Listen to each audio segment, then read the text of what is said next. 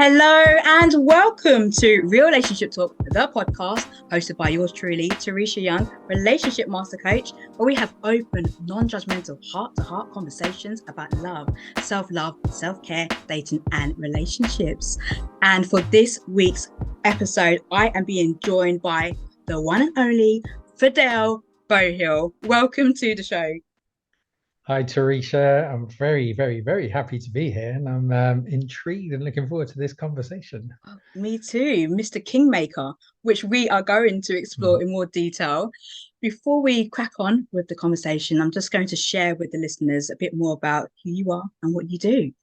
So, Fidel, the modern man coach, is one of the UK's leading performance coaches for men.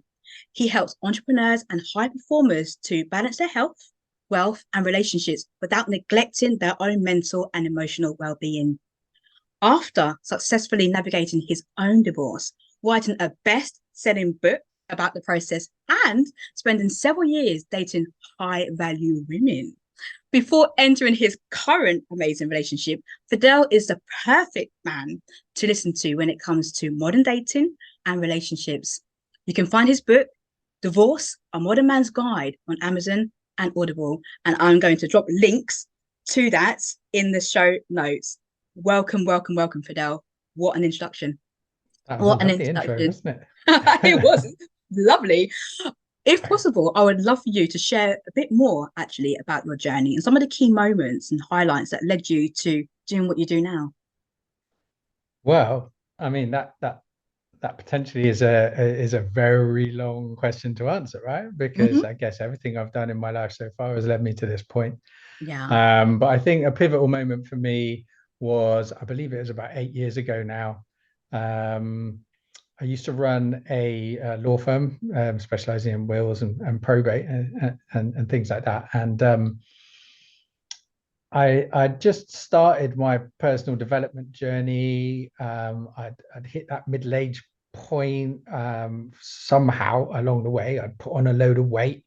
Um, my life was very safe. So I was married, we were settled in Bristol, had the nice house, had the cars on the driveway.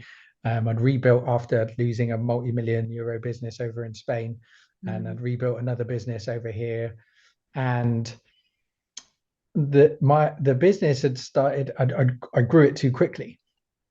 There's some of this is really relevant in terms of relationships, because I think it happened at such a pivotal time over in Spain, where my wife, we weren't married at the time, but we just had my youngest daughter when the business over in Spain went wrong. Right, it was the crash in 2006. It started in Spain. It started in the building industry, which my company was very heavily linked to, and I think that actually quite harmed the relationship. She'd given up quite a lot to move over to a foreign country with her daughter, just given birth, and everything going down the pan. We had a €1 million house, villa with a pool, luxury lifestyle, and everything else like that. And within a matter of 12 weeks, me and my business partners had lost everything. So in terms of security, which we'll touch on a little bit more about how some of the stuff I teach my guys about helping our partners to feel safe and secure, it's one of the most important parts. And one of the ways we do that is by being providers. And I think if we show an inability to do that properly, it can shake our female partners to their core. Now, consciously, they can be very understanding about it, but there's something quite primal about us then not being able to provide, especially in a pivotal time with a young baby, etc. It certainly scarred me, and it took many years for me to recover and start another business again. And when that one had started to become successful, I moved into new premises, got offices, took on a load of staff and everything, and I missed a couple of things. We had a big VAT bill and stuff like that, and it was like the Titanic. I couldn't really slow it down. And at the time, again, I'd started training. I was very fit. I'm a competitive boxer. I was boxing. I'd got myself back in shape. And I was driving home one night and I had chest pains really badly. I managed to drive home, but I kind of collapsed on the driveway, managed to just reach the front door, knocked on the door. The kids pulled me inside the house and called an ambulance. They shaved my chest hair, which I remember being quite a distressing point for me, to put the little Emasculated heart you. monitors on. Yeah, I felt a little bit. I was like, what my precious chest hair? And he said, well, your heart rate, weirdly, even though you're going through all of this, is still below 60. Like, you're clearly very fit and healthy. So I went to the hospital, ran all the blood tests and everything else like that. One of the doctors came down to me and said, we think you've had a panic attack.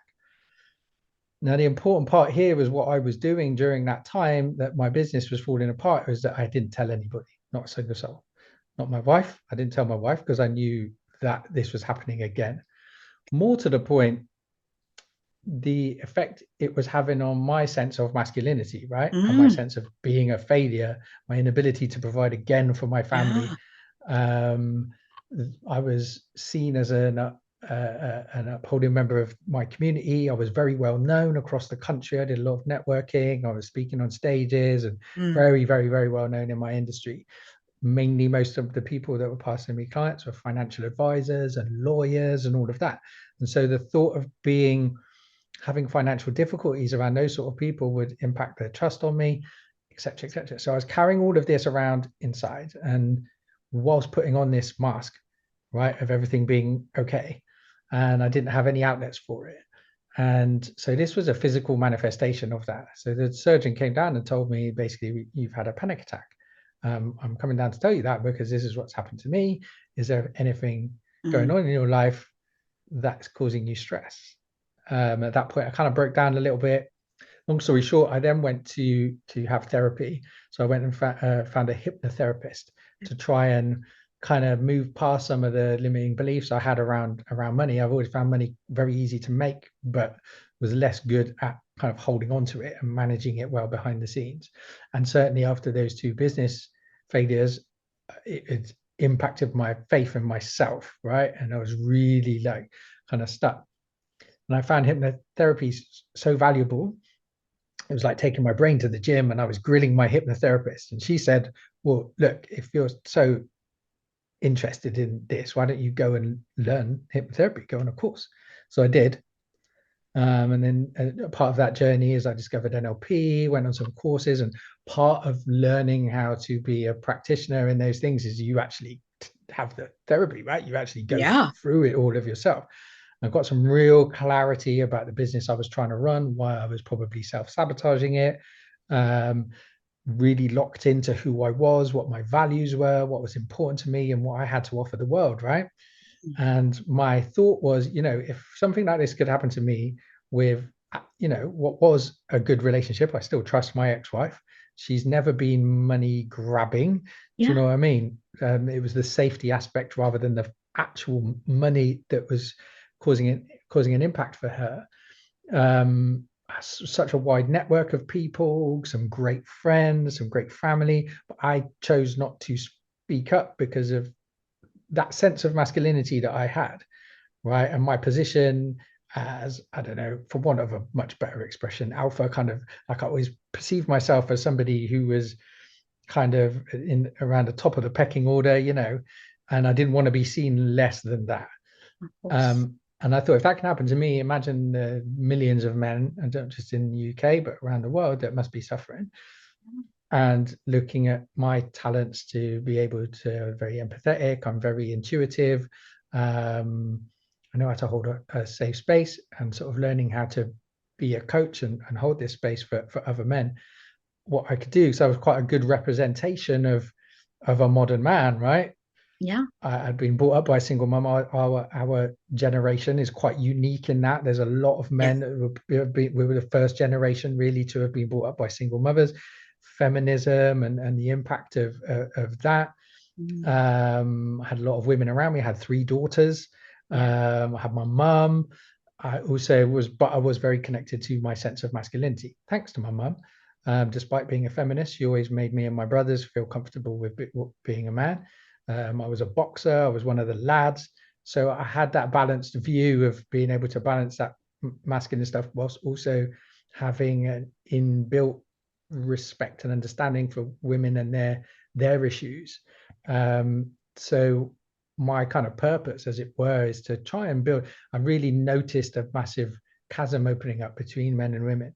And so my big purpose overall is about bringing men and women back together again on a societal level. And I can help do that on an individual level by healing men and providing spaces and helping men to be able to move past their emotional difficulties, and having and teaching them how to share in a masculine way and how to unload in a masculine way and creating those spaces. And so that's the beginning of my journey, and more that then evolved into actually helping guys with relationships. I then went through a divorce as part of my personal development, which often happens, right? If one partner goes on a personal development journey, the other person doesn't, right? Which my ex-wife didn't, and still is not interested in any of this stuff. She sees it as being a load of woo-woo nonsense, and we ain't got time for that. We'll talk a little bit more about that, right? That masculine, feminine polarity and how that works when it gets flipped in relationships. And as I started dating and speaking to a lot of quality women, and them telling me what was actually going on and the type of men that they were dealing with and meeting out in the dating space, more and more I became intrigued and passionate about, right, okay, we have our stuff. Relationships are the pointy end, right? Emotionally for all of us. And so if I can directly help guys in that thing, in that part of their life and the dating and in relationships, then I'm doing my purpose, right?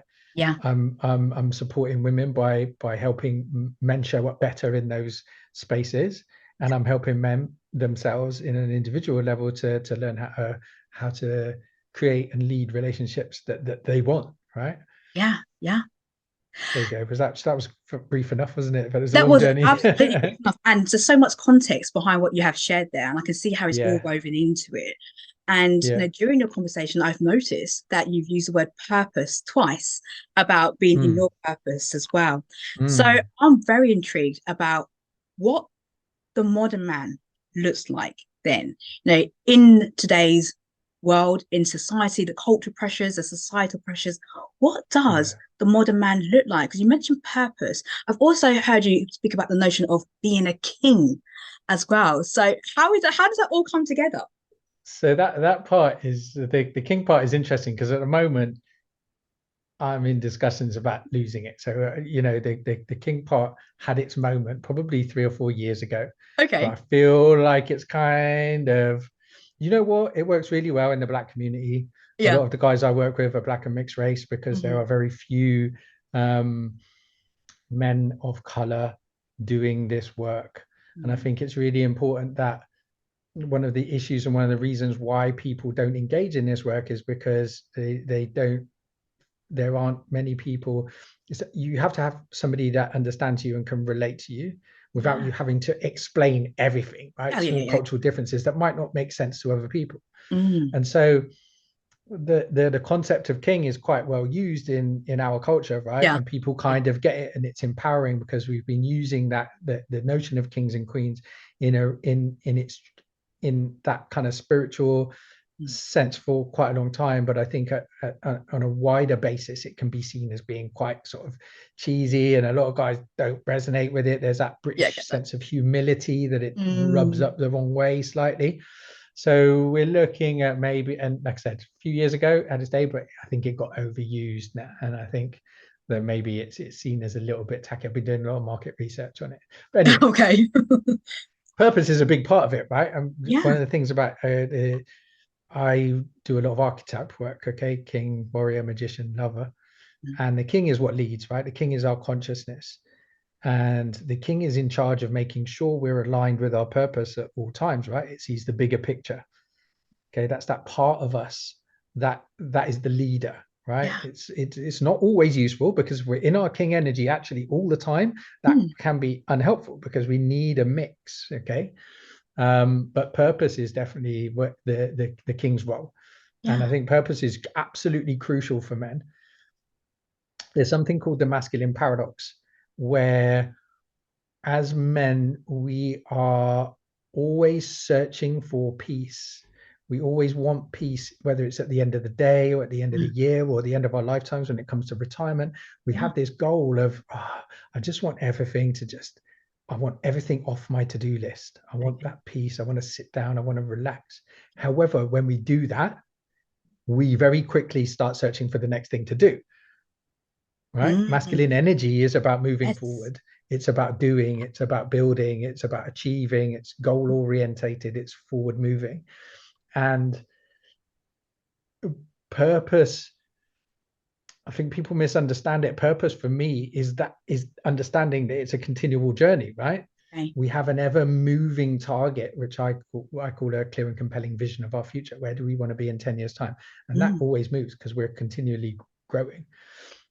And so purpose is quite simply direction, Mm. right? Yeah. We have to have direction. We have to know what's important to us, our values. We have to have a vision, direction. We have to have goals, our plan, and our framework. Mm. When we have those three things, a guy is living on purpose, right? He has his direction. He knows what's important to him and what he will and won't tolerate. So he's able to express his boundaries and say no to things, right? He has a plan of action. He's able to create a framework. He knows what he's doing every morning, every week, every month, Mm. right? That is very attractive, to women, right? Yeah. Because our leadership is always based on an invitation. This is the journey I'm on. Would you like to join me? And also it's great for our mental health, right? Mm.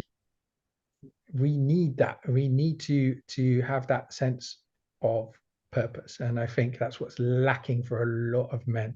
We wake up. It happened to me, right, when I first got into boxing. I woke up one morning on the edge of my bed and found I'd put on a load of weight and everything. Mm. And I was like, how the hell did I get here? It was just a series of unconscious choices and decisions that I was making on the hoof. I Mm. didn't have that long-term vision. This is where I want to be in 10 years' time, right? Okay. This is what I want. This is who I am, and this is what I'm about.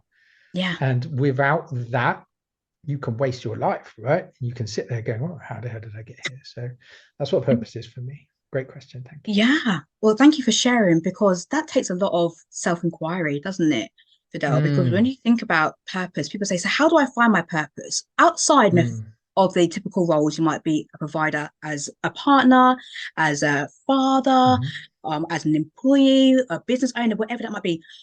Is there a way in which men can get a greater sense of what their purpose is?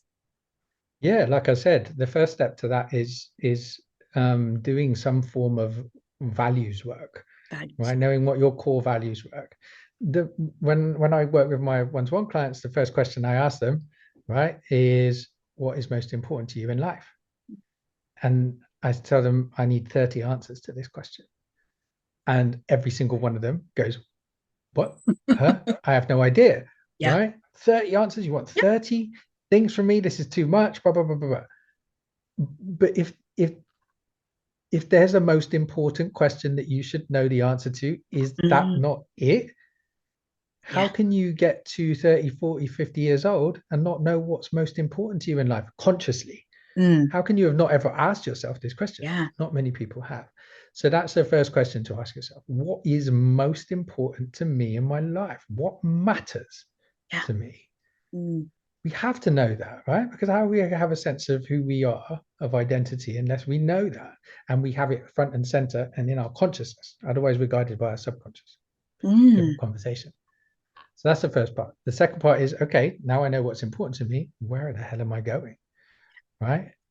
And is this vision in line with my values? Once you know what Mm. your values are, it's easy to say no to things, Yes. easy to say yes to things, right? And it's easy to go, well, okay, well, this is where I'm going to end up. And is that vision? A lot of us shoot just solely focus on the goal of money Oh, yeah. and that purpose of being a provider. But why? And Yeah. how do you want to earn that money? A lot Mm. of us are very unsatisfied in our jobs. Yeah. We're very unsatisfied with running businesses that we hate, like I was. Mm. Um, because we're running businesses, we wonder why we're self-sabotaging, we wonder why we're procrastinating, we wonder why we lack motivation, Mm. etc. Because a lot of the things you mentioned are external. Okay, Yes. so even if we're talking about, oh, I'm doing it, happy wife, happy life, I'm providing Mm. for my family, those things are external to us. Mm. And we cannot possibly make other people happy unless we're happy in ourselves, right? Our Yeah. wife isn't going to be happy with just some miserable, hollowed out man coming home. Yeah, he's paying the bills, but there's Mm, nothing left of him. There's no fire in his heart. There's no sparkle in his eye. There's no bounce in his step. mm, yeah. Women don't want to live with a man like that, Yeah. even if he is providing all the fancy things in life, right? Mm, We're not inspiring to our children. yeah. Women, when we're in that state, when we have no passion, we have no Yeah. drive. What are we teaching our kids, Mm, right? By example. This is why purpose is so important. yeah. And the word that you used there was passion as well. And for me, Mm, when I started to find what I was passionate about, that led me to my purpose, my greater sense of purpose as well. Outside of being a relationship master coach, there's other things that I do that I feel very, very purposeful in my life as mm, well. So they're talking about, some of the things that you said there, and you mentioned the word safety and feeling secure. So mm-hmm, how does a man help a woman in the man woman dynamic to feel mm-hmm. safe and secure? Maybe just outside of even the financial element of it. What else can a man do? Well, this is part of it, right? Having direction, Yeah. knowing where we're going. We can't possibly lead. No one is going to follow us unless we know where we're going, right? Mhm. Yeah. If we don't know where we're going, then we're leading them down a blind path, and the woman is never going to feel safe with you if we're just on a expedition without a map, right? Yeah. We're just wandering around in the forest of life, right? Yeah. Yeah. That's not going to engender safety. So, for a start, it's about having that direction. I think secondly, there has to be a level of self mastery. Okay, being able to regulate our nervous system, being a Mm, calm and grounded energy, right? Providing that safe space. Because if we're off key, here's another crucial trick. Men and women are very different in this respect. This could possibly be controversial, but I'm full of things like this. okay. Um, Men can never understand what it's like to be in a woman's body, right? We Mhm. don't have those hormones. Yeah. Okay, so you guys are on a monthly cycle, which is a bit like an emotional roller coaster, Mhm. right? Where your reaction and the way that you feel about your day and the situations Mhm. can be not dictated, but certainly be influenced by the hormones that and the balances that are going on within your body, right? Yes. Men have one hormone that affects our mood, really, to that extent, and that's testosterone, right? Mm, And that we can get angry, right? We can get angry and we can get frustrated. But apart from that, the other strong emotions, the love and the sadness and the joy and everything is largely triggered from an external perspective. mm, We don't create those emotions internally. And so women are on a roller coaster, and a lot of what men do is whatever mood their female partner is in, they jump on that roller coaster. If you're mm, happy, I'm happy. If you're sad, I'm sad. If you're crying, I want to cry. I want to fix it. So your emotions will then dictate my response and my emotions, mm, right? And then we're not a safe space. One of the reasons why men and women sit so beautifully together is that we are kind of can be flatlined emotionally, mhm, right? In order to hold our female partner's mm. emotional turbulence, right? Yeah. And we can be the anchor, and Mm, that creates a great sense of safety. yeah. How does one regulate yourself in that moment then? So if you could be on that roller coaster with Mm-hmm. the woman, how does one be grounded? What is it, breathing techniques? And how does one stay Yeah, grounded? breath work is great. So doing the work, right? Understanding yourself, understanding your traumas, understanding your wounds, okay, Mm, and dealing with those, knowing where your trigger points are, yeah. seeing them coming, and having some tools and some techniques in order to hold yourself right through those moments. So I'm a certified No More Mr. Nice Guy coach. Worked with Dr. Robert Glover, who wrote the seminal men's workbook No More Mr. Nice Guy. He's been my mentor for about 4 years, and he talks a lot about how to kind of like holding on to ourselves, right? Mm. And then a lot of nice guy traits were born from guys with single mums, and us trying to take care of our mums emotionally when we were far too young to understand that.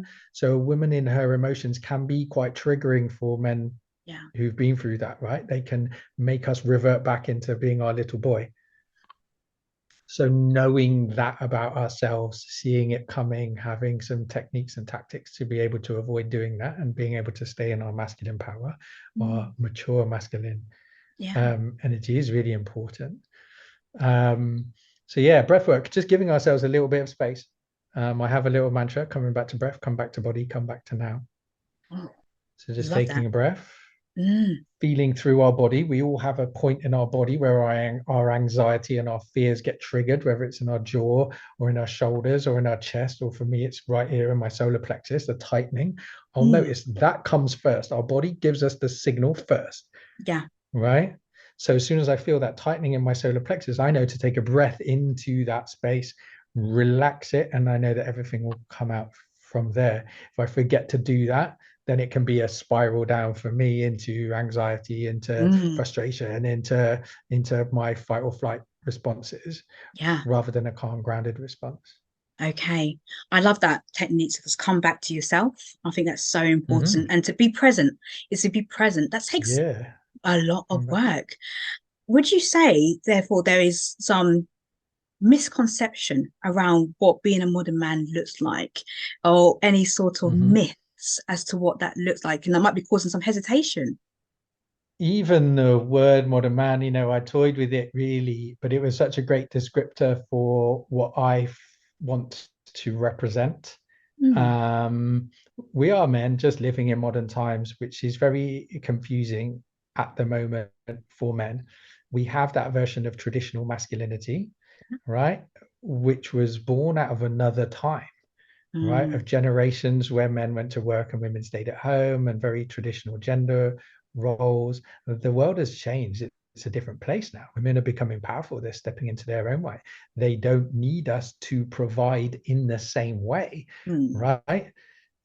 Like the financial pressure, both for the majority of couples living in the UK and the Western world at the moment, require two incomes, right? And a lot of women are finding their passion in their work. And, Mm. I think female millionaires are one of the fastest growing economic groups in the UK now, especially since lockdown. Business is becoming more feminine, right? There are ways of making phenomenal amounts of money, not in the old masculine framework of capitalism and work till you drop and all day and all night and win win win. We're now seeing lots of women building online businesses in communities, Mm. working around the children. We're all the offices are shutting down at a rate of knots, right? People are working from home. We're moving into this age of Aquarius, right? Mm-hmm. Where actually money and the capacity to make it can be done in a feminine way now. And that has left a lot of men a little bit displaced. Mm. Now, also, the concept of modern man would always be associated with someone like David Beckham and his sarong and his ponytail and that sort of thing, and face cream and all of that sort of stuff, Mm. right? A more feminine aspect of masculinity, Yeah. right? But I think we don't want to throw the baby out in the bathwater with the bathwater. We don't want to go back to the 50s. We don't want to go into back to those rigid gender roles. We can't. Yeah. There's no point in wanting to, right? People can do it if they want to and they feel comfortable. I'm all for that, right? It Mhm. is possible. Great for a lot of people that want to do it. But as a society, we need to find a new way of maintaining polarity, so masculine and feminine energy Yeah. dynamics within the gender role. So men being masculine, women being feminine in the relationship part of their life. Yes. So it's very possible for women to go out and be in their masculine when they're running their multi-million pound businesses. That's fine. They need it. Yeah. Even mothering these days can be quite a masculine process. But Mm. when we engage with each other, that relationship part of our lives, it works beautifully well when men are in the masculine role, Mm. women are in that feminine energy, right? Where we're leading and being followed and giving respite to our female partners and allowing them to step back into their feminine when they get home. So how do we do that on a practical level? Yeah.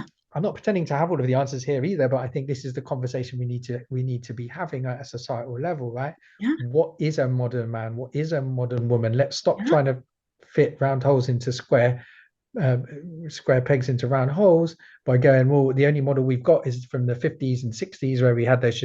We can't, that's not working, right? We need to find a new way. And that's what the concept of modern man is for me. It's like, okay, how do we hold on to our masculinity and our sense of manhood without those rigid gender roles? Okay. So you spoke very beautifully there about the masculine and feminine energy too. So I'm curious then, what would because you also spoke about in your bio about dating some high value women. So I'm curious as to what qualities are a man or behaviors as well looking for in a woman to actually help the dynamics of having a healthy relationship. Question. I think a lot of men are very confused about what they want. I'm in a lot of men's groups at the moment where men are still banging on. They want these traditional women, church women, you know, uh, they're still crying out for this because they're looking for their ability to be dominant and to feel masculine, Mm, but they're looking for a woman that they don't have to lead back to their femininity, right? They want the job to be done for them, okay. right? Yeah. And listen, like I said, there was an interesting conversation in a massive men's group that I'm in yesterday, and they were literally talking about where can I move in the USA to Yeah. be out of a city to go into rural communities or something like this because I can't be dealing with these city women. Mm, Like, and that for me is what that's not masculinity, mm, right? I'm just going to yeah. run away from the Well, problem. exactly. You take yourself with Our you, right? Right. Our role here, though, is to heal what's going on with the women. Yeah. So I talk about high value women, and the women themselves would resonate as such, right? So we might be talking about a modern woman who is powerful. She's in her own energy. She knows what she wants. She knows her Okay. values. She has her goals. She's financially stable. She might own her property. She's got a car. She doesn't Mm, need me for any of my things that I can bring like that, but she yeah. does want my provider energy, Mm, right? And so our job is to provide a space for her to feel safe enough to yeah. let go of that masculine energy that she's zipped herself up and to keep herself safe in this Mm, world. She might have been hurt by men before. She yeah. might be hurt by society, which is very masculine in itself. Capitalism is a masculine structure, right? It benefits and rewards the winners, the Yeah. competitive, right? And so, but a lot of women are tired of that. They don't even know it, but it exhausts them, it drains them. They don't Mm, have the testosterone levels to be able to operate in that energy all day, every yeah. day. It can be very exhausting for many women. So, from a dating context, when I would show up and I would plan the date, I would make sure she's safe. I would say, you Mm, don't have to give me your address, but let me know what area you're in so yeah. I can pick somewhere that's easy for you to get home. If you don't like me or you want to leave, you don't need me to give you a lift back home. Like, you feel safe. Yeah. Let's plan it at a time of day where it's still light, Mm, right? Let me pick somewhere. What don't you like to eat? okay. Not what do you like to eat, not what do you want, right? Mm, Where do you want to go? Because I'm still leading this. So I find out what you don't want. And then I yeah. will pick from all of the places. So we're not going, you're Ooh, a vegan. I'm not going to take you to a steakhouse, right? good little tip there. Yeah. Ah, And so you do things like that. And then you bring in some of the traditional things, holding the door open, picking them ah, up, pulling the chair out, etc., etc. And you can literally watch a woman. I describe it like watching a flower blossom, right? You can mm, literally, they don't even know that it's happening to them.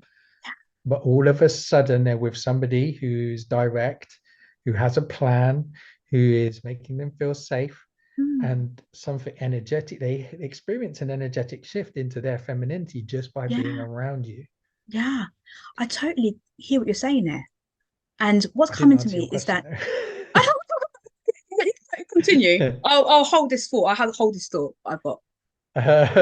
The question was what are men looking for Yeah. in women. I get my point was is that men don't even know what they're looking for. Or then Yeah. I think that is a question that men need to ask themselves uh, uh, better, rather than I'm going to use a swear, is rather than blocking themselves, right, by Mm, looking for this impossible needle in a haystack.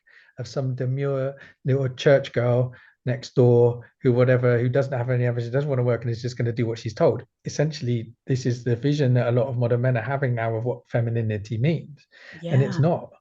We can actually take a woman who's successful, who's career driven, and has all of this stuff, but we can still experience them in their femininity if we lead correctly. That's what Yeah. leadership is, right? It Leadership is. isn't about finding the perfect place to do it. It's about wherever I go, I'm a leader. I'm going to lead this situation however it plays out. Mm, Now, yeah. if I open up my leadership and you choose not to follow, if you're resisting, if you're Yes. not being playful with it, if you're not able to step into that, right, then I might choose to not pursue you any further, right? Mm, But that's my choice.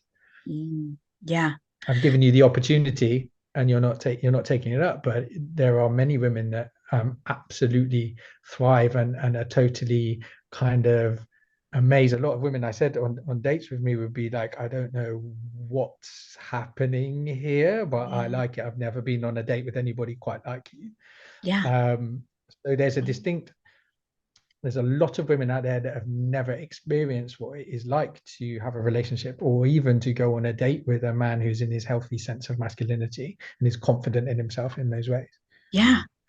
And it's also, it works both ways because now I work with many women who aren't actually creating the space for a man to step in to be Mm, in his for sure. masculine For sure. as well. So like So I say, if even you're going to make it hard work for me, then yeah, absolutely. And then it's the word to say, what makes you feel uncomfortable about mm, having somebody take the lead? What other pressures, what limiting beliefs, what paradigms do you have around allowing mm, yourself to be in your feminine and knowing that that's not mm, a weakness? It's not a sign of being a doormat or a martyr or anything that could be for associated sure. with the word It's the opposite. being.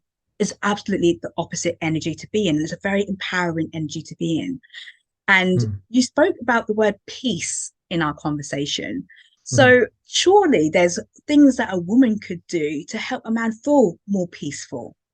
Without a doubt. Listen, that is the point, right? You to be with a feminine woman, you are our oasis when we've been out in battle all day, Mm, right? We've been out at work all day, slaving and everything else like that. We don't want to come home to being challenged, yeah, by a woman in her masculine energy, right? Because that's we're gonna butt heads. yeah, And I've been doing that all day. I've yeah, been out competing. I've been out striving. I've been out in battle all day. I don't want to come home and face more of that. mm, Yeah. yeah, So I think on a societal level, as men, we need to take responsibility to help women like you who are helping women, yeah, right? But we also need to be around for you guys to go, look, here's a man, allow him. He is a safe space, right? Because women in general aren't gonna do it, mm, right?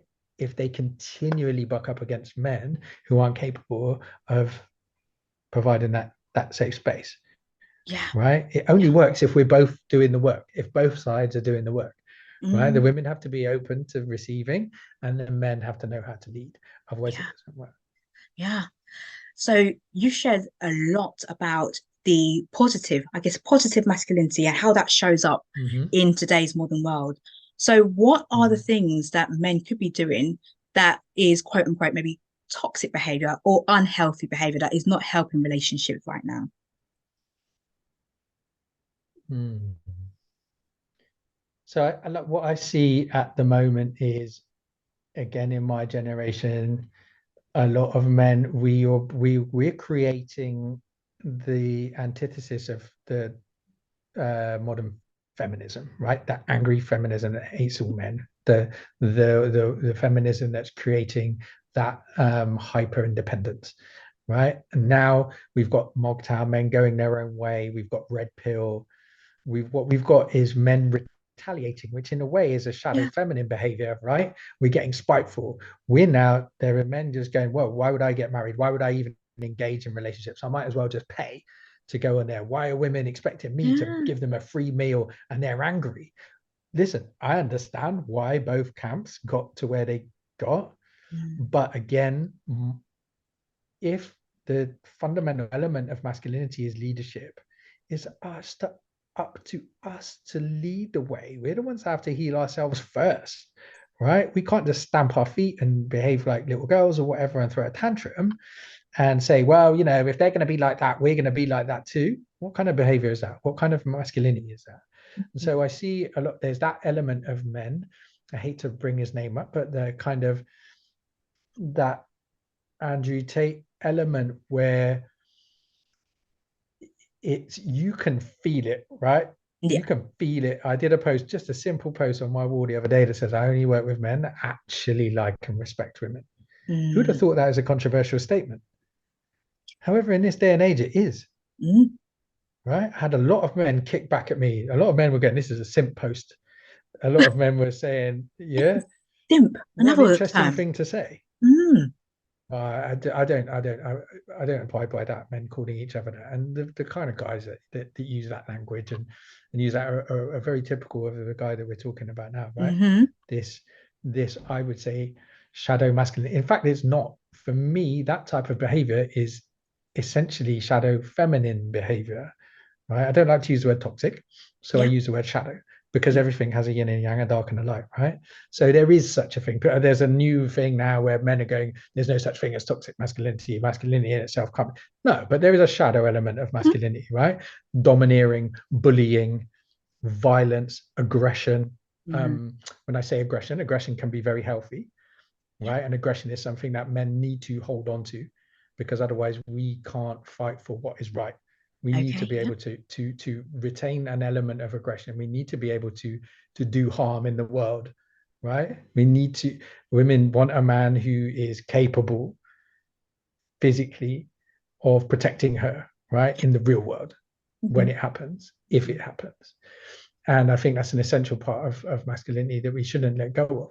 But when we have no control over that, right? That's the When we're issue. getting road rage, when we're having drunk fights in the pub and everything else like that. So those are elements of what I would call shadow masculinity. Unfortunately, what I'm seeing now more and more of is men displaying aspects of shadow feminine, right? Of moaning and whinging, of victim mentality, of bitchiness, of manipulation, right? Very shadow feminine trait, right? It's manipulation. We all know that women are very good manipulators. I've raised 3 daughters. I see how quickly they very learn how to manipulate the people around them to get what they want, whereas boys just kind of don't have that inherently, right? They just, their option is, right, I just take what I want, right? I just go and get it. I ask for it directly. Whereas, being a father of 3 girls, the patting the eyelids, the long-winded way around the question, To get to you know it. what I mean? Give me a, hey, daddy, give me a cuddle. Do you know what I mean? Sitting on my lap. Give me your Can I money. get you a drink? Da, da, da. Yeah, right. They don't do that. They No? slide their hand into my pocket and ease the money out of it. Yeah. Right. But I see a lot of men. Actually, I think men in their shadow feminine is probably doing more damage at the moment than men in than toxic masculinity or shadow masculinity. Yeah, that's a really great observation. And it will help people to really just think, what are my behaviors? How am I coming across? And of course, when we're talking about relationships here and healthy behaviors, would you say that there could be some improvement in the way that both people communicate to each other? What does communication look like in a healthy relationship, in your opinion or your experience?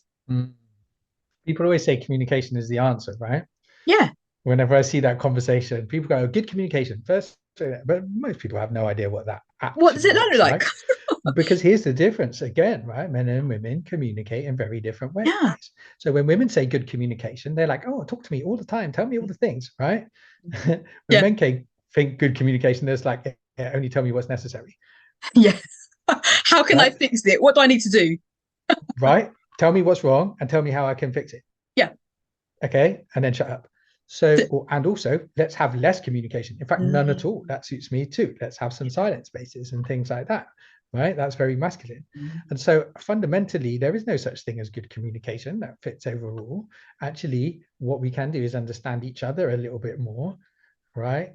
Ask the correct questions, understand that a man might not want to come and listen to all of your problems and your whole entire day, Yeah. right? You unloading that onto your male partner. We might think we do, what women think they want a guy to do all of that. But what happens is when a man does that over and over again, you've just turned him into one of your girlfriends, right?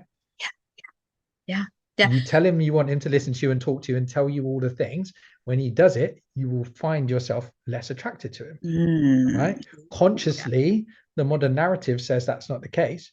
But the reality is I see it time and time and time and time and time again. Right? Oh, I know I've lost attraction for my husband. Da, da, da. Okay, well, but he's such an open-hearted man. He tells me all the things and he listens to me when I'm okay. So you've turned him into your girlfriend, right? So you're great friends, but you don't want him anymore. No. Yeah. But that's the right word in this occasion. Yeah. Right. Yeah. I totally get that. And so I think communication is understanding how each side can give the other one just enough so not to lose themselves. So she wants to come home and tell you all the things. You can say, hey babe, I appreciate you. I know you've had a long and interesting day. You want to share everything with me, but can you give me the man version? Okay. Can you give me the short bit? The executive summary. The executive summary. Perfect, right? Can you give me the man version?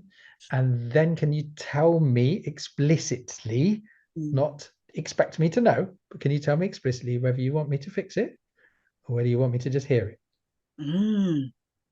Okay. That's really, really powerful share there, because then it creates the expectation as to what is it? What's the outcome of the conversation? Now, particularly when it comes to, I guess, on a man's point, like, what's the outcome, of this conversation, so that I know how I can support you. Yeah, what's the point? Get to the point, right? What's the point? Otherwise, you're going to have me in my shadow feminine side, just trying to gossip with you, which could be, one of the things that happens there. So you have spoken about being in an amazing relationship at the moment. What makes it so amazing? Yeah, I think we have that. So my partner, I'm at her house now. She is also done the work. She does what I do. She does what you do, right? So she works with women, and I work with men. So I think that's really important for me. We both share that interest, and so we have a lot of conversations and a lot of kind of jokes and humor around all of that sort of stuff.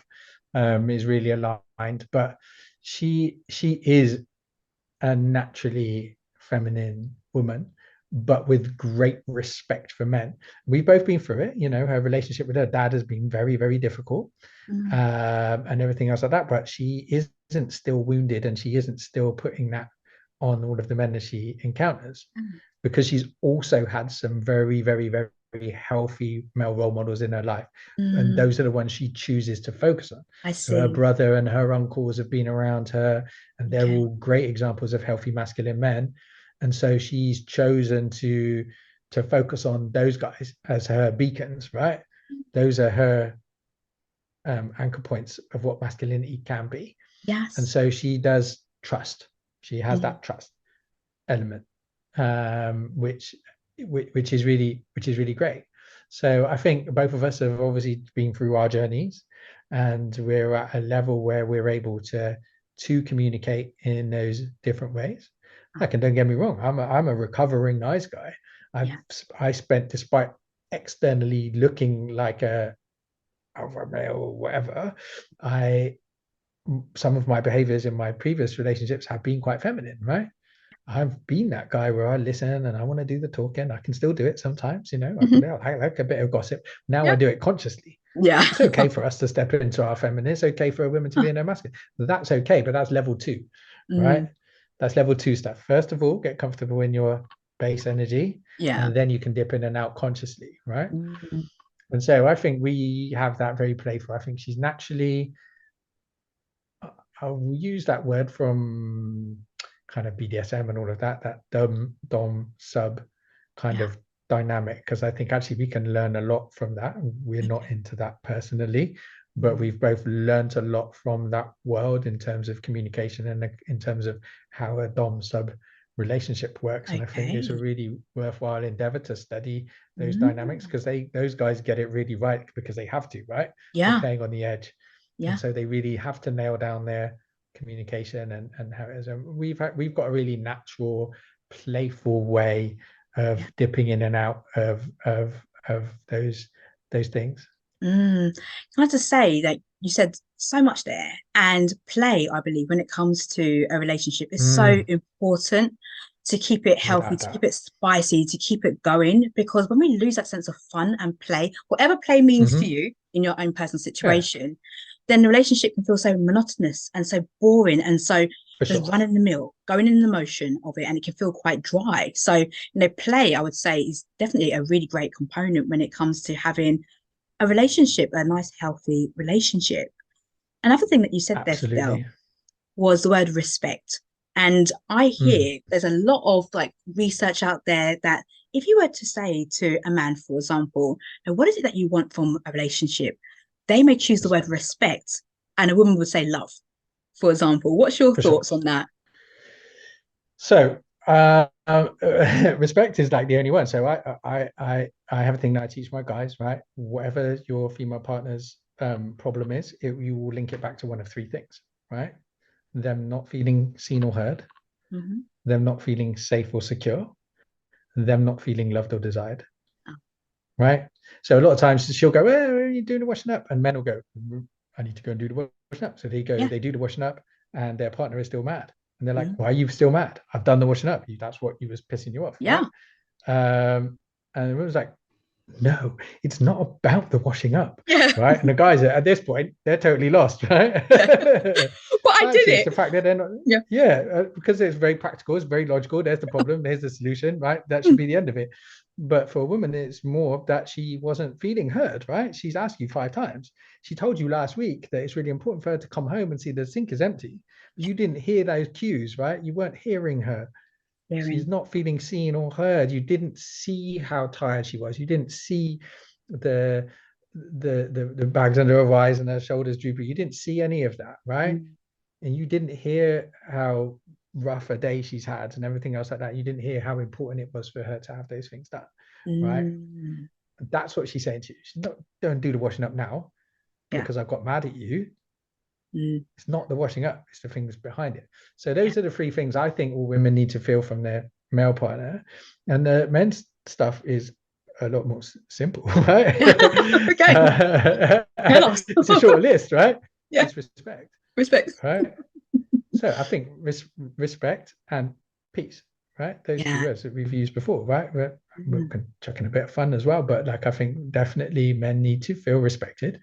We need to feel needed, mm, right? Because essentially, right, our roles are to provide yeah. for you, right? To do things Yeah. for you. So if we the whole narrative here of women saying we don't need no man is Mm, essentially emasculated men at a societal level as well. Now we feel unnecessary. And men need to feel necessary, right? We need to have our uses. We need to have our jobs. Can be a little bit like a dog in that way, right? We need to have a job. Otherwise, we're yeah. not happy, right? And we Yeah. need to know our job is being well done and appreciated, right? Yeah. So we need to feel needed, we need to feel respected, and we need to feel appreciated. Mm. In terms of appreciation, then, do men generally want to hear the words "I appreciate you," "Thank you"? Does that is Oh those man, yeah? thank you is the magic word. Mm, Like saying thank you to your man for even the smallest thing. Now, a lot of women will kick you immediately. Now you hear the independent women go, "Oh, I mean, why should I say thank you for him doing the it's meant housework? to Oh, do you that. should just be doing it." Like, Yeah. right? He's meant to do that. This is his job. Okay, fine. Right? You go and continue to build that resentment just because you can't say those words, Mm, right? Because you're not humble enough, because you're not open to being vulnerable enough, yeah. right? To show your man the gratitude, to open your heart to him and actually do that. But trust me, ladies, if you start doing that and showing appreciation to him, he will do more for you Oh, because that's all we want. We win-win. just want, yeah, right. And so, yeah, that appreciation and saying thank you, literally saying I appreciate you, I'm Mm, proud of you, those words of affirmation, but those ones that tap into our masculinity, mm, right? yeah. Telling us we look great. It might work for some guys. It does work for me. Yeah. This is in my lover archetype, but those words that tap into our masculine are going to push us further into our masculine, right? They're Mm, going to inspire us to be more masculine for you if we know that it is what you want, if it's working for you. Yeah. So let us know. Yeah. Positive reinforcement, isn't it? It's you Hmm. say that thing over and over again. And if women are struggling to tap into their vulnerability, I really urge you and implore you to do some work to understand what is stopping you from being able to, be vulnerable and to say thank you, and what you are making that mean about yourself by Yeah, actually, right. yeah, Yeah. there's a lot of work, that can be done there. Hmm. And I firmly believe that yes, it does take work. We're on a journey. So For we sure. are not a tree. We keep moving. We're not stuck where Yeah. we are. So Yeah. it is Yeah. definitely a journey. So Yeah. I And know we're I spoke. continually getting hurt and wounded, right? On that journey. And so, like, we can heal our stuff from the past, like from our childhood and stuff like that. But it's not to say that we don't need to continue to do the work, because we're continually out there getting inflicted and receiving trauma and receiving pain and receiving hurt. Just being in a relationship is can be an emotionally hurtful place sometimes, just even playing that game. Yeah. And especially if you're in the dating journey as well, like, each date can do some things to you. So yeah, it's a continual Yeah, it's continual process. progress. And there's some things that people think that you have to be healed before maybe you get into a next relationship or dating experience. And I believe that that's a Hmm. journey as well when it comes to it, For sure. I because mean, there's no such thing, is there? Like, of of being just being healed. healed. Like I Yeah. said, I'm a recovering nice guy, and I make all my guys take that on board, right? Dr. Robert Glover himself is a recovering nice guy, and he wrote the bloody book. Mm, So it's about understanding that stuff actually never goes away. It's mm, too deep, yeah. right? What we do is we learn how to manage it, and the more we learn how to manage it, the more we have confidence, the less it pops up Yeah. when it does want. But it doesn't say that it never pops up, Yeah. right? It doesn't, like, no, it still pops up, like It for pops up. for for for all of us, and we have to give it that credit. It's like being an alcoholic, right? We have to be aware that we can't put ourselves in these situations. We have to Mm, learn how to spot the times where we're gonna be weak, when we're hungry, angry, lonely, or tired. I'm going to add stress mm, on there. So halt is a word from the 12 steps: mhm. hungry, angry, lonely, tired, or stressed. Right? Whenever we're in those positions, we're likely to fall off whatever wagon we're on, whether that's alcohol, Yeah. drugs, sex addiction, or just our trauma, right? And our trauma Mm, management. So understanding it in those situations, we need to be extra mindful that that shadow element of what we've done and our wounds and our behavior that we're trying to control stand a higher chance of popping out. So we need to be a little bit more vigilant. yeah, absolutely. And when it does pop out, it's reviewing that with self-compassion Mm, to and yeah. forgiveness. It's here to actually teach you. Humor. Humor And is humor. brilliant. I find Okay. humor the best. Like, Yeah. I laugh at myself when I go, oh, there he is. My nice guy's Yeah. popped out, Yeah. my little bitch has come out to play. Yeah. I said I wasn't going to swear, didn't I? And I've done it a few It's okay. times. That's only 3 times. Only 3 times. You're doing good. But yeah, like, humor is a real tonic, Mm, right? Both in a relationship, for when we have our arguments, stuff like that. Getting over yeah. things like that using humor is a really good way. It's just like, okay, that was heavy. Let's mix it in with some lightness, right? Let's Yes. come back from it, rather Yeah. than sitting and dwelling in it and beating ourselves up. A lot of Mm, guys I work with, they have the problem, and then they do a bit of work, and then the problem comes up, and now they not only have the problem, but now they have the problem that they've got a problem, right? So now we have two problems, right? Now they're mad at themselves for having the problem. So we yeah. have layers upon layers. And it's like, okay, you did the problem. Let's just slap it with a bit of humor and some lightheartedness and some Yeah. acceptance, right? And some Yeah. love, compassion for And ourselves, love, compassion. Yeah. and allow us to move forward. I love that. And I will often view my inner critic as like a little critter on my shoulder and literally just like flick Yeah, it off. Just like, yeah. just move yourself, just like, just go. Because sometimes you just have to Yeah, use that with, humor, compassion. And if I need a little for bit of sure. joy in my life too, just go onto one of the social media platforms to get a few memes, just to kind of inject a bit of For humor sure. in that moment. So, Fidel, one question I do like to ask my guests is, what is their personal definition of love in a romantic context? What does that mean to you personally?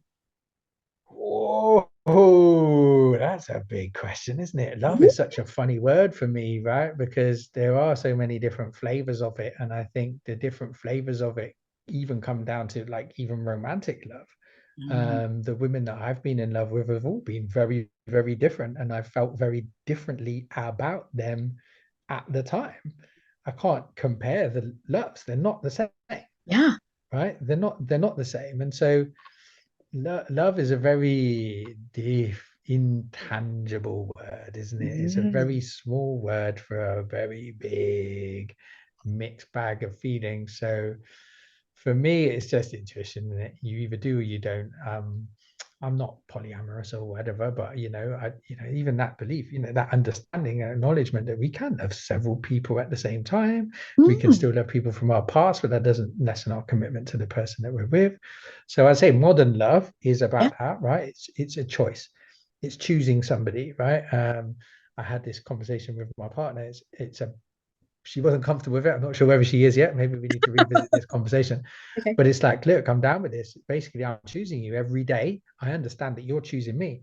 Now, tomorrow you might wake up and choose not to be with me, Yeah. right? And tomorrow I might wake up, but every day we have to wake up and make that choice again and again and again and again for as many years as we're together, Yeah. right? Yeah. Yeah.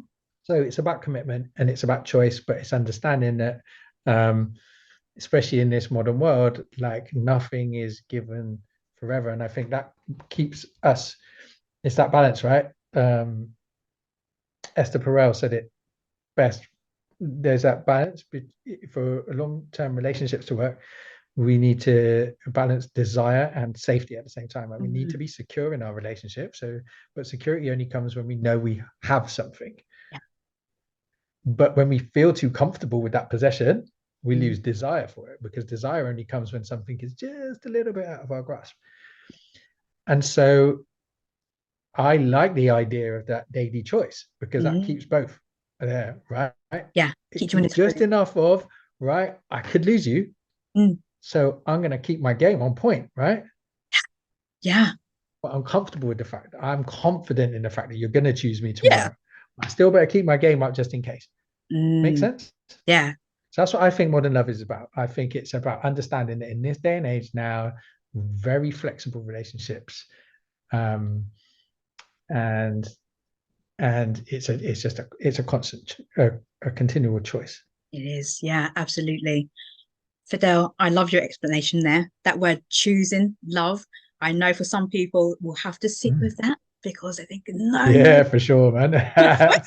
you're I'm a choice. There's a level of instability in there with it, right? For There sure. is, there is, but it allows you to be accountable and it allows you to take Mm-hmm. responsibility for yourself and also in the relationship. And appreciate that the other person is choosing you every day, and one day they might choose not to, right? That is, you need to get comfortable with that and have Yeah, confidence, but also mix the M. Don't with a let that sleep. give feel you anxiety. Let it Mm. go. Listen, but I'm confident that you're going to choose me again tomorrow, Yeah, because here I'm bringing my A game. definitely. Both sides bringing their A game.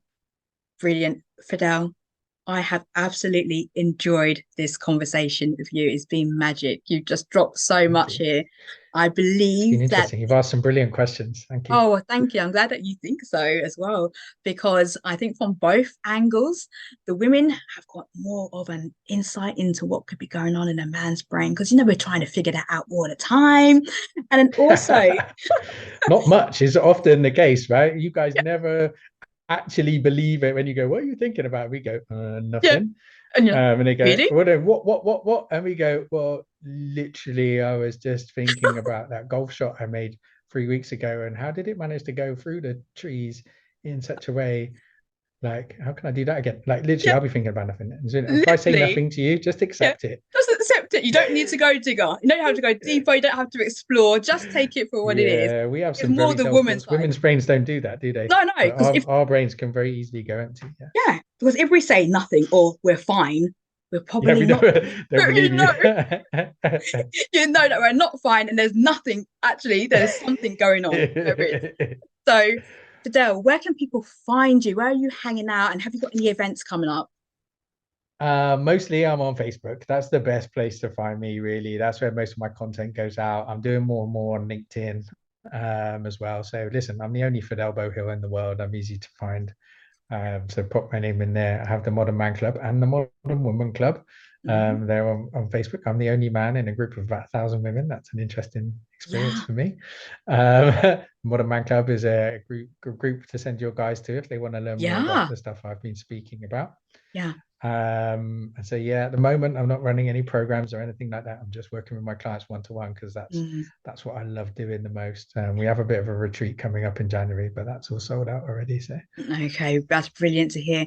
And I just say as well is that, I follow Fidel's work, and women, if you are listening to this and Fidel has spoken about maybe sometimes you don't have a positive role model in your life, you don't know what positive masculinity looks like and some of those traits, I urge you to follow Fidel's work too, because if you need to, just have an example and role model of what that might look like so that you can start to trust again, then definitely Fidel, the Kingmaker, although you might drop that title, is the place to be. So I'm going to drop all of your social links into the show notes too, so people can easily find you. And before we go, if there's one key takeaway that you can leave our listeners with that can help them on their journey of love, life, and relationships, is understanding and appreciating the difference, right? We can be equal but not be the same. That's my motto, right? Separate but not divided. We can do things separately, we can do things differently, but that doesn't mean that we don't have equality and we don't have value. So we just did right at the end there, we did an interesting thing again, which was our nothing means nothing. Yes. Your nothing does not mean nothing. So it's, look, right, I appreciate and understand that about you. I don't want you to change. And when you say nothing mean nothing, because that would lose the polarity, right? We don't want to be the same. And that's the fear, right? We're moving into this homogenous thing where men and women are all becoming the same. We don't want that, right? We actually want to vive la différence, right? Love and appreciate the difference. Don't try and change your man into one of his girlfriends, into one of your girlfriends. Yeah, guys, don't try and change your woman into one of the lads. You just won't fancy each other anymore. Appreciate the differences, respect those differences, and just learn how to complement each other. That's a brilliant takeaway to add on top of everything else that's been excellent in what you shared today. Fidel, thank you so much for your time and for your wisdom that you have dropped today. It's been an honor and privilege to talk to you. So thank you. Likewise. And for everybody else who has listened to this wonderful episode, I want to thank you for your time, for your attention and your energy today. And until the next episode, take great care of yourself and others too.